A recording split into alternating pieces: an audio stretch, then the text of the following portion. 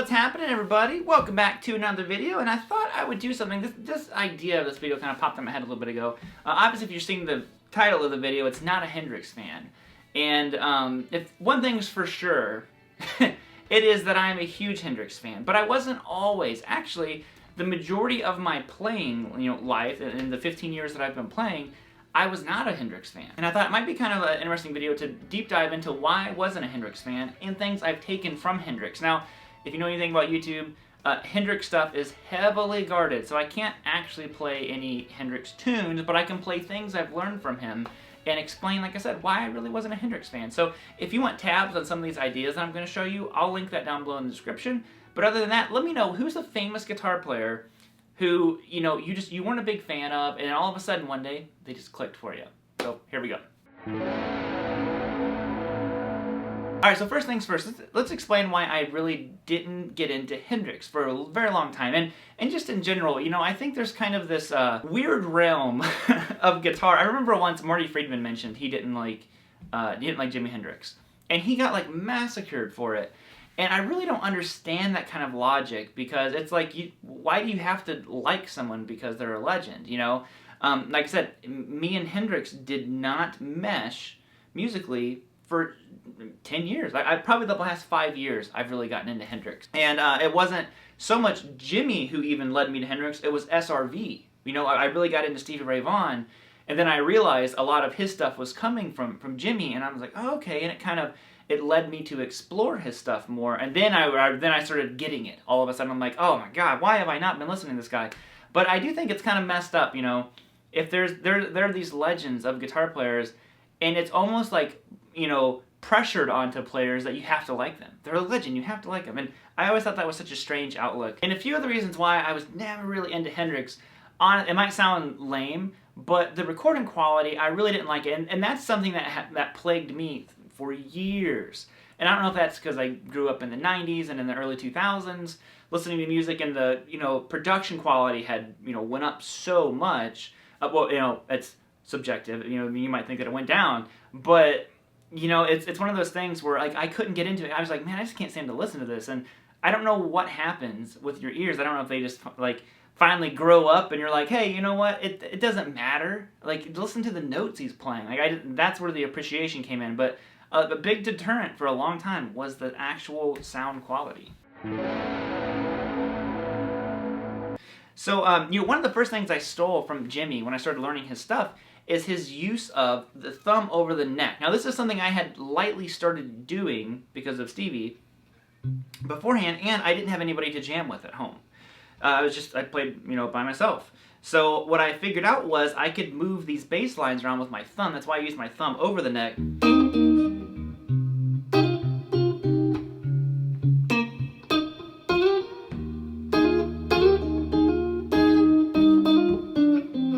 All over the place. But when I saw Jimmy doing it with more of this chording fashion, because I would just kind of hold down a note and then do another. But it was Jimmy using all those double stops and the chords inside of what he was doing. I was just like, whoa, what's going on here? I love.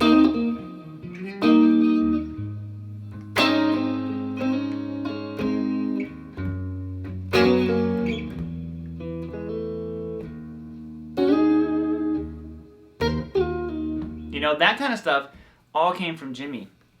100%. I was just like, that's so cool. He's just he's doing it all. It's lead and rhythm at the same time. So let's talk about some of the chords that I stole from Jimmy.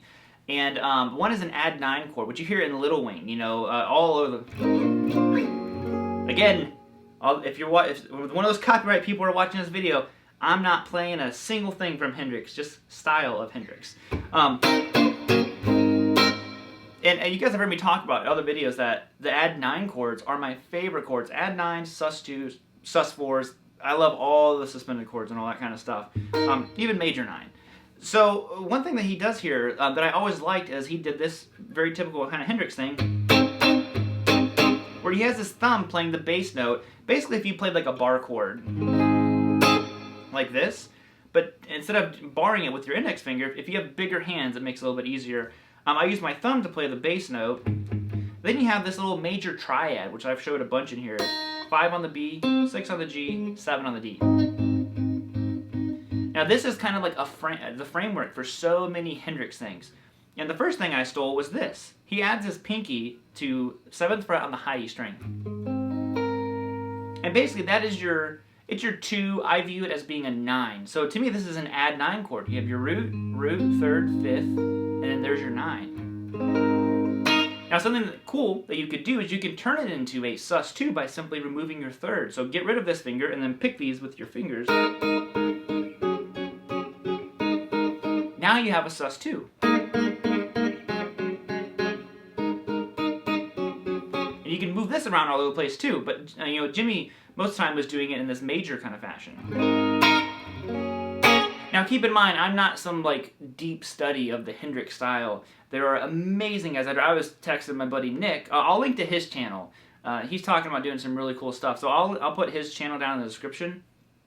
Nick has such a good feel for Jimmy and Philip Sayce, and Phil and Nick really have a good feel for that Hendrix vibe. My hand's just too stiff.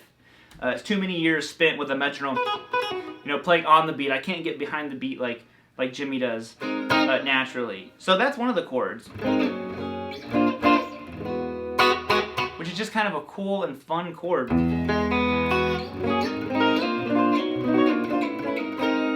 Right there. Now the other chord that he does a lot that I liked was I like his use of a sus4, which again I totally stole this from Jimmy. Sorry, let me get my. Didn't realize my pickup selector switch. I'm trying to get it in that wedge position. So the other thing is same chord shape. Like I said, this is just kind of like the framework of it all. Okay, so do that same A major. Now if you simply add your pinky finger down on 7th fret of the G. Almost sounds like Brass in Pocket. Or that's not Brass in Pocket. It's one of those songs. But this is a sus4, because this is your 3rd, and you're replacing it with your 4th, and that's my phone freaking out on me. Okay, so just those two ideas there, and basically, you just play around the scale. So if you were to play out of A major, say like our chord progression is A major, and then E major, F sharp minor. Okay, so go like...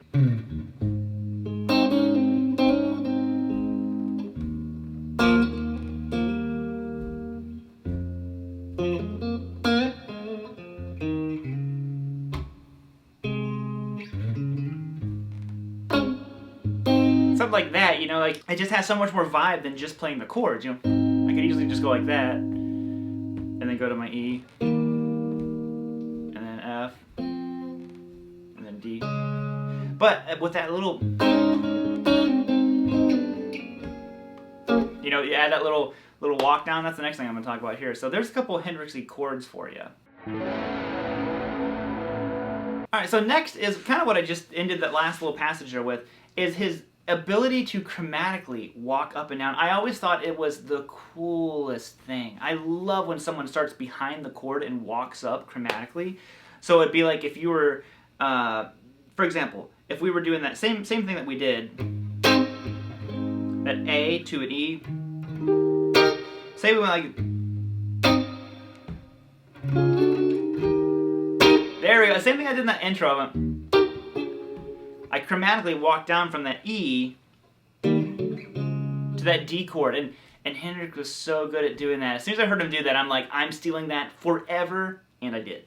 And I think that approach to even playing leads, like I said, just think of where you want to be. It doesn't have to be rocket science to figure a lot of this stuff out. Where do you want to end up? So if I wanted to end up on A, start a whole step behind.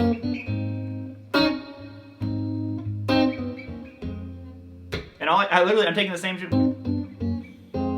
I walk down to F sharp, same progression that we did before.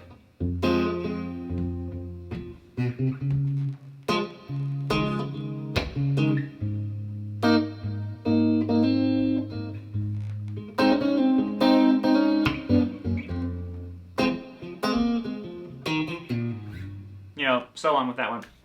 But you can see how just the little things, and this all came from really listening and appreciating what was going on. Because as I said, I didn't get it for a long time. It didn't make any sense to me. Didn't really jive with it until I started learning it. I'm like, man, there is so much stuff here to take away from him, from Jimmy. Alright, and the final thing here was his use of double stops. Obviously, they're all over the place. And really, there's not, like, some people can view them as chords on the fly. Sometimes I do. Like I said, when I'm doing this kind of, you know, that kind of vibe. That's very chordy. But a lot of times I'm just doing stuff like this.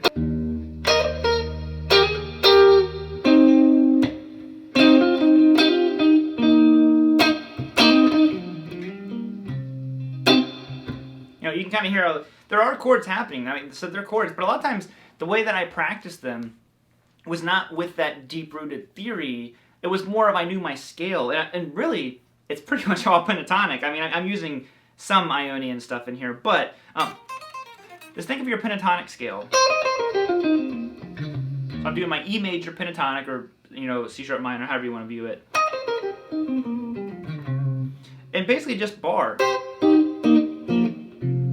Okay? And all I'm doing is I'm barring up my index finger and I'm adding one finger onto this, the B string.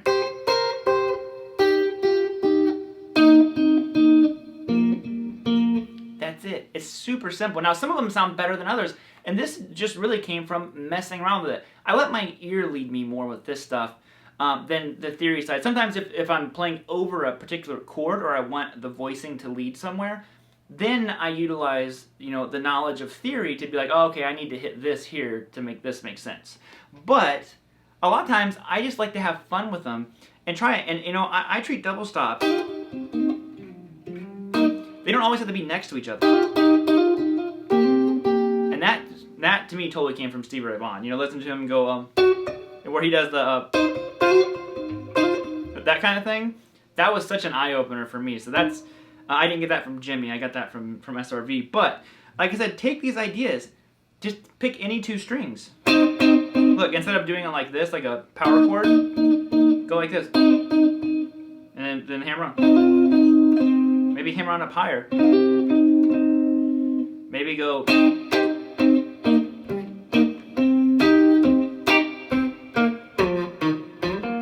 Went to that middle position. You know, but the thing is, get to where you can do them all over the place. You know, like I said, you should be able to play them without thinking about all of them. Learn your harmony notes.